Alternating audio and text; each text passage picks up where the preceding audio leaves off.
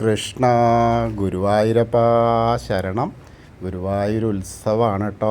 ഉത്സവത്തിൻ്റെ കാഴ്ചകളാണ് നിങ്ങളിലേക്ക് എത്തിക്കുകയാണ്. എന്ത് മനോഹാരിതയാണെന്നറിയോ.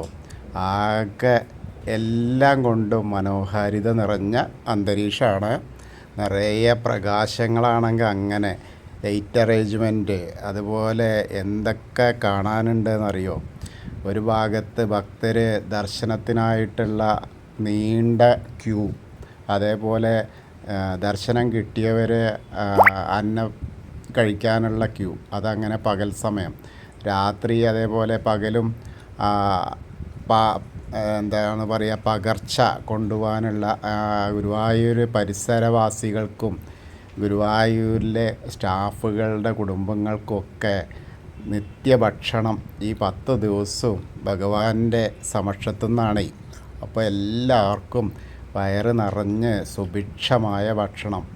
വരുന്നവർക്കും കുറച്ച് നല്ല അത്യാവശ്യം ക്യൂ നിൽക്കണം. ഇതും അത്യാവശ്യം ക്യൂ ഉണ്ട്. അത്രയ്ക്കും എന്നാലും ഭഗവാന്റെ അടുത്ത് ക്യൂ നിൽക്കുമ്പോൾ അതിനൊരു പ്രശ്നം തോന്നില്ല എന്നുള്ളതാണ്. അതിൻ്റെ ഇടയിൽ ഈ പറഞ്ഞ മാതിരി ചെറിയ ഉന്തും തള്ളും ഏകാശപശിയും ഒക്കെ ഉണ്ട്. എന്നാലും ഭഗവാന്റെ ഉത്സവം കാണുക എന്ന് പറഞ്ഞാൽ അതൊരു മനോഹാരിതയല്ലേ. അപ്പോൾ ആ കാഴ്ചകളിലാണ് ഞാൻ നിങ്ങളിലേക്ക് എത്തിക്കുകയാണ്. ഇപ്പോൾ ഇനി നാളെ ഇതിൻ്റെ ബാക്കി ചെയ്യാം. തന്നെ നമ്മൾ കിഴക്കേ ഗോപുരം, അതേപോലെ ഇപ്പോൾ കാണുന്നതൊക്കെ കിഴക്കേ ഗോപുരത്തിലാണ്.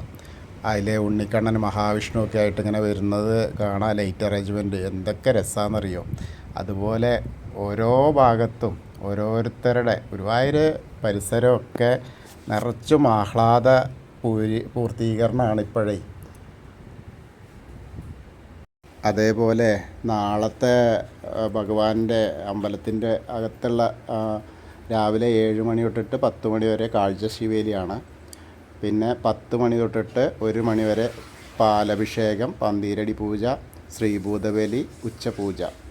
അതേപോലെ വൈകിട്ട് 5 മുതൽ ശ്രീഭൂതബലി, കിഴക്ക് നടക്കിൽ എഴുന്നള്ളിച്ച് വയ്ക്കും, കാണിക്കയിടാം. അതായത് പഴുക്കാമണ്ഡപം എഴുന്നള്ളിച്ച് അങ്ങോട്ട് വയ്ക്കും എന്നർത്ഥം. പിന്നെ വൈകിട്ടാണ് 6:30 ശേഷം 10 മണി വരെ കുളപ്രദക്ഷിണമാണ്. അതായത് എഴുന്നള്ളിപ്പ്, പറ വെക്കലൊക്കെയാണ്. അപ്പോൾ മേളമൊക്കെ ഉണ്ടാവും.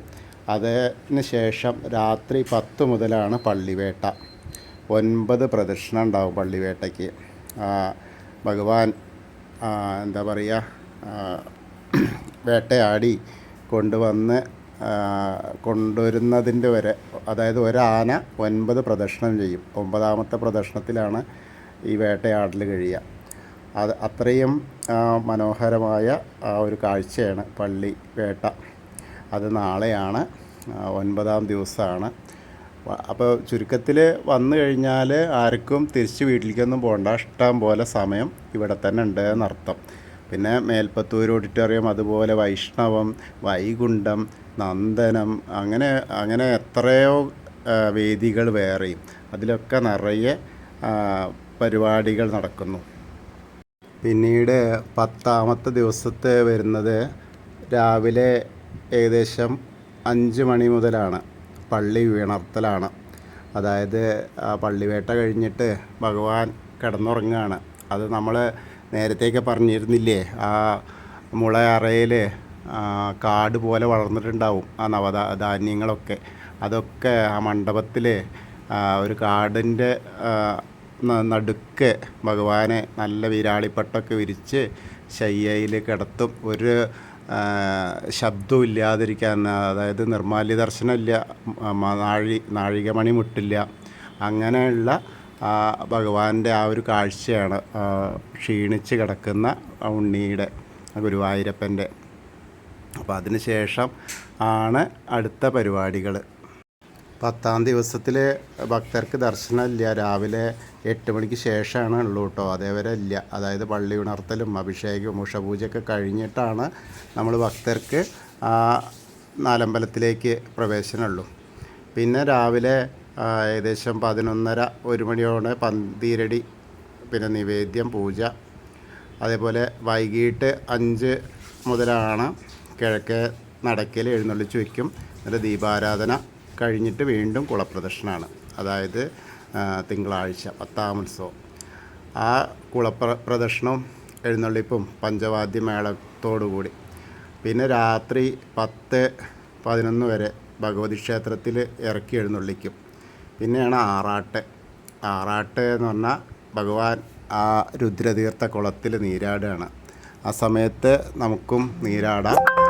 അതാണ് ഏറ്റവും, കാരണം 30 ദേവകളും വന്നിട്ട് ഭഗവാന്റെ കൂടെ നീരാടുന്നു എന്നാണ് ആ ഒരു. പിന്നെ അന്നത്തെ ഉച്ചപൂജയാണ്, അത് ഭഗവതിക്കെട്ടിലാണ്. പിന്നെ അതിന് ശേഷം രാത്രി 11 മണി മുതൽ കിഴക്കേ ഗോപുരത്തിലൂടെ എതിരെ ഏറ്റിട്ടുള്ള നിറപറയോട് കൂടിയിട്ടുള്ള ആന 11 പ്രദക്ഷിണം, ഒരാന മാത്രം. പിന്നെ അങ്ങനെ കൊടിയിറങ്ങും. ആ കൊടിയിറക്കലും കൂടി ആയ ഉത്സവം കൊടിയിറങ്ങുകയാണ്. അപ്പോൾ അതിൻ്റെ ഇടയിൽ നമുക്ക് ഇതിപ്പോൾ 2 ദിവസത്തെ പരിപാടികൾ ഞാൻ പറഞ്ഞു എന്ന് മാത്രമേ ഉള്ളൂ. പക്ഷേ നമുക്ക് കാഴ്ചകൾ, നമ്മളെ നയനാനന്ദകരമായ ധാരാളം കാഴ്ചകളാണ്. ശംഭുവായിട്ടും കണ്ണനായിട്ടും വെണ്ണക്കണ്ണനായിട്ടും കാളകളായിട്ടും ഉരുളിൽ കെട്ടിയ ബാലനായിട്ടും അങ്ങനെ ഇന്ന് വേണ്ട ഓരോ തരത്തിലും ആകെ പ്രകാശം കൊണ്ടിങ്ങനെ നിറഞ്ഞു നിൽക്കുകയാണ് ഗുരുവായൂർ. ആ വൈകുണ്ഠം, ഭൂലോക വൈകുണ്ഠമായ ഗുരുവായൂരപ്പൻ്റെ സന്നിധി വളരെ വളരെ വളരെയേറെ മനോഹരമായിട്ടുള്ള കാഴ്ചകളുമായിട്ടാണ് നമ്മൾ കാണുന്നത്. അങ്ങനെ ഇനിയിപ്പോൾ ഇതിൻ്റെ ബാക്കി പത്രം നാളെ നമുക്ക് ഒരു വീഡിയോയിൽ തന്നെ വരാം. പറ്റുകയാണെങ്കിൽ ലൈവൊക്കെ പറ്റുമോ നോക്കാം. അപ്പോൾ നമ്മുടെ ഉണ്ണിക്കണ്ണൻ്റെ ഉത്സവമാണ്. ഉത്സവത്തിൻ്റെ ഒരുവിധം വീഡിയോകൾ മുഴുവൻ നമ്മുടെ ചാനലിൽ ഇട്ടിട്ടുണ്ട്. എല്ലാവരും അത് കാണുക, പരസ്പരം ഷെയർ ചെയ്യുക. അതേപോലെ സബ്സ്ക്രൈബ് ചെയ്യാത്ത ആളുകൾ സബ്സ്ക്രൈബ് ചെയ്യുക. അങ്ങനെ ഇനിയും ഉത്സവത്തിൻ്റെ പര്യവസാനം വരെ ഉള്ള വീഡിയോസ് നമ്മുടെ ചാനലിൽ ഉണ്ടായിരിക്കും. ഷോർട്സായിട്ടും വീഡിയോകളായിട്ടും ഓരോരോ പരിപാടികളും പറ്റാവുന്നതൊക്കെ ഞാൻ ഇടുന്നുണ്ട്. അപ്പോൾ എല്ലാവരും കാണുക. എന്തഭിപ്രായമാണെങ്കിലും കമൻറ്റിലൂടെ പറയുക. അപ്പോൾ വരാൻ പറ്റാത്തവരൊക്കെ ഈ ഉത്സവ കാഴ്ചകൾ കാണുക. വന്നവർ വീണ്ടും ഒന്നുകൂടി കാണുക. എല്ലാവർക്കും ആ ഗുരുവായൂരപ്പൻ്റെ ആ കടാക്ഷം അനുഗ്രഹം ഉണ്ടാവട്ടെ. ഹരേ കൃഷ്ണ. ഗുരുവായൂരപ്പ ശരണം.